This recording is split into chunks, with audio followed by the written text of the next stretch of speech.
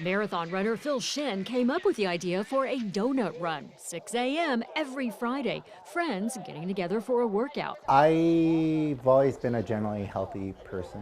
So guys, Randy's Donuts in Pasadena, the sweet reward at the finish. I still get a little stressed when I see. Phil was the picture of health until a routine blood test revealed he had liver cancer. In less than 2 months, I went from thinking that I'm a very healthy person to now realizing that, wow, I have cancer. Phil had surgery to remove 1/3 of his liver. Being in good shape, he recovered quickly. 5 months after that surgery, I ran a marathon.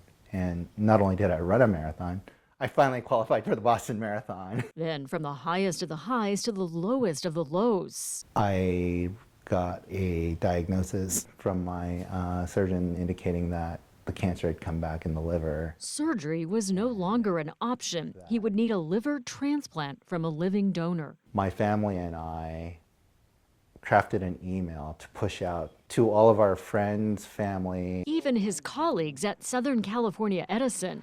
President and CEO Pedro Pizarro says he had a lot of support. He has real grit, and he also has a lot of folks who he has inspired. Phil's friend of 20 years, Mark Murphy, was one of more than a dozen people who answered the call. I didn't overthink it. You had someone in need, and it's like, this is someone close, it's someone in my life, and he was in need. Mark didn't want Phil to know he was the donor. He started training to get in the best shape possible, even asking Phil for advice. He had his own ulterior motive, and that was just to make sure that he would be healthy enough to, one, handle the surgery, and two, recover as quickly as possible. But the secret was too much to keep to himself. He said, I'm your donor.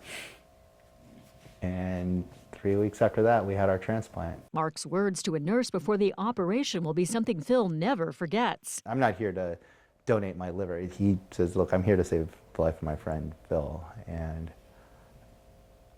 that was a moment that I just really said, we're gonna knock this out of the park. The life-saving surgery lasted 15 hours at Keck's USC Transplant Institute.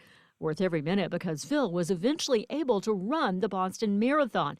And after training long and hard, Mark was able to do it too. He gave me the gift to finally realize my dream. Phil finished the race in 3 hours, 23 seconds with his friend at the finish line.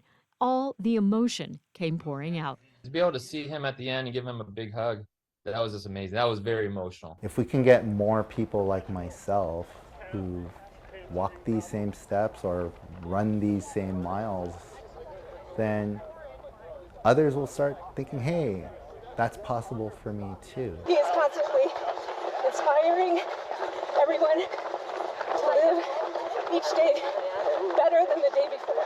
And it's not a message for himself, it's a message for everybody else seeing it.